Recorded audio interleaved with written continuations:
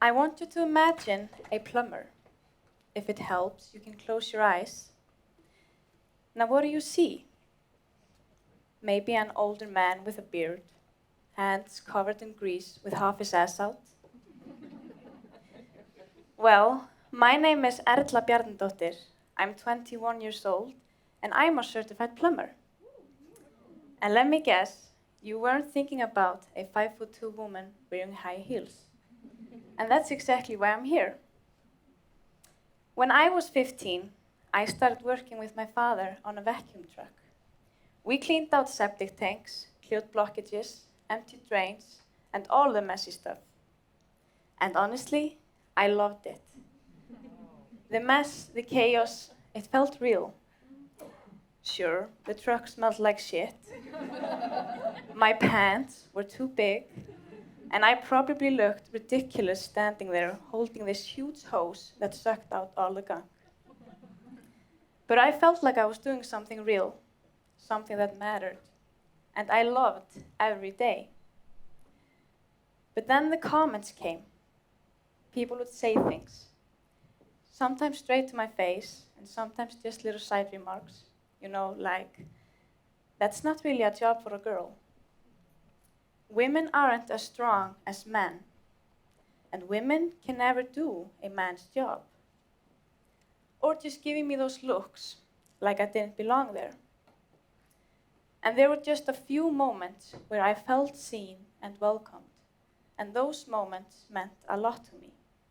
But those comments never came from the people closest to me, never from my family or friends.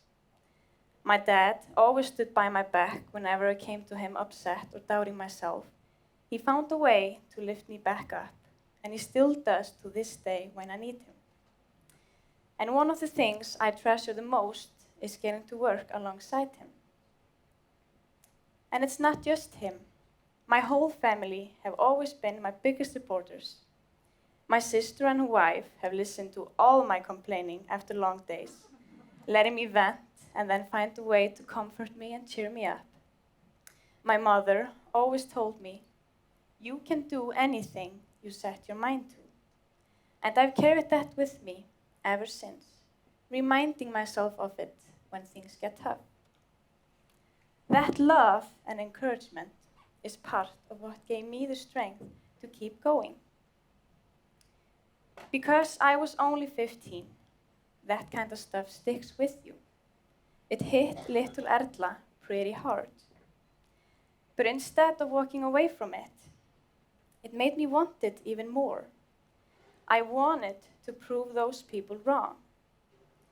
And honestly, I think that's always been a part of who I am. I've never chosen the easy path. When I was 10 years old, I started playing a double bass.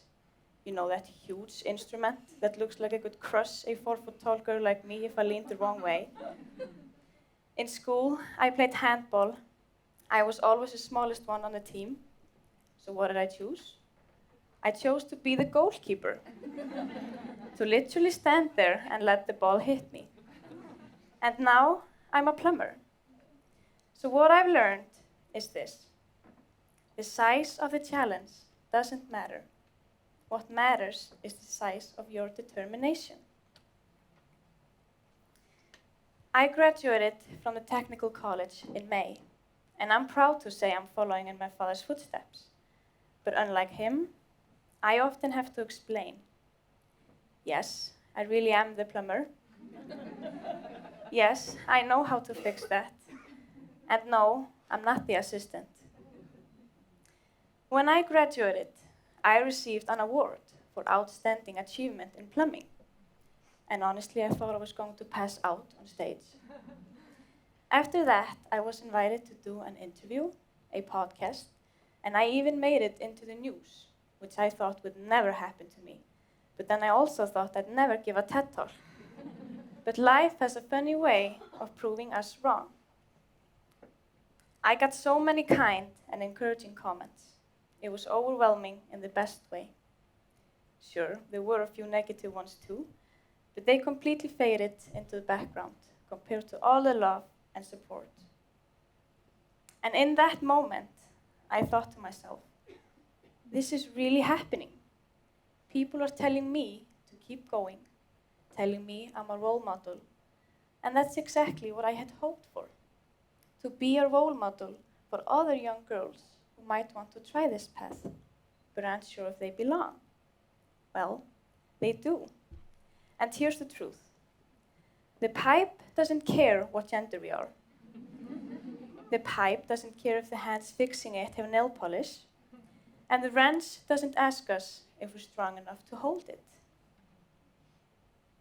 But even after all of that, graduating, earning my qualification, winning an award, someone still asked if they had to pay full price for the girl. As if my degree and skills didn't mean anything. I want to talk for a moment about the idea of fitting in. When you're the only woman on a crew, there's pressure to act a certain way. Be one of the guys. Laugh at jokes that make you uncomfortable, and downplay your own voice. And for a while, I did.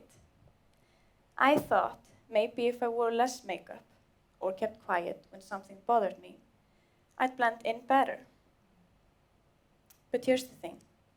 No amount of less makeup was ever going to make me 6 feet tall and give me a beard. So why change? So I figured, I don't want to blend in. I can wear my makeup how I want. I can show up to work with my fake tan if I want. And I can speak up when something's wrong if I want. Because blending in isn't the goal. Belonging is. Some days are hard. I come home after a tough day and cry. Because it feels so unfair. Women shouldn't have to accept being judged or stared at just for showing up to work. And it's frustrating because no matter how well I do my job, some people only see the fact that I'm a woman in work pants.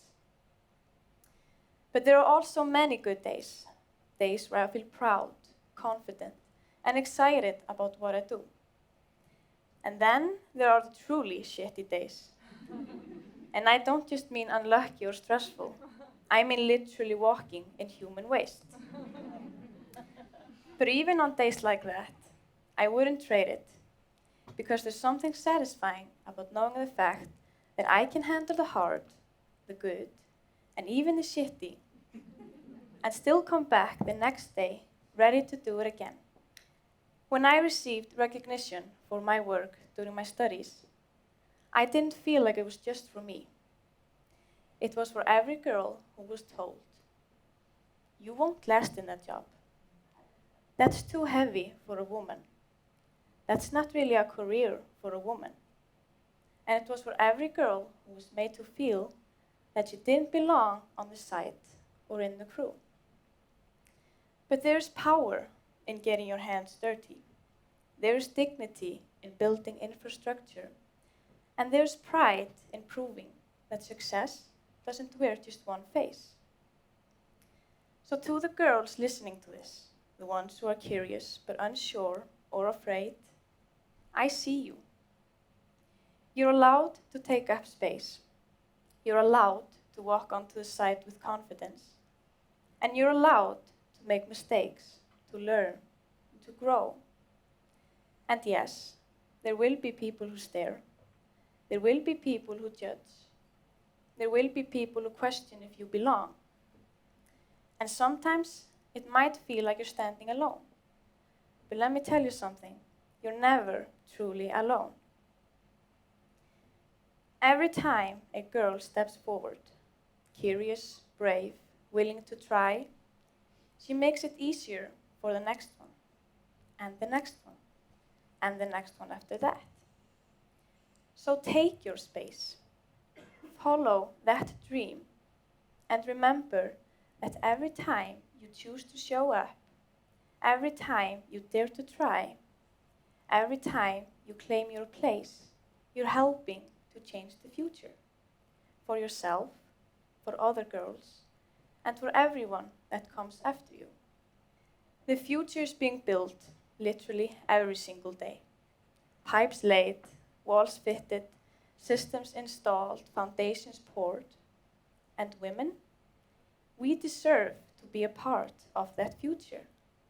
Not just using it, but building it.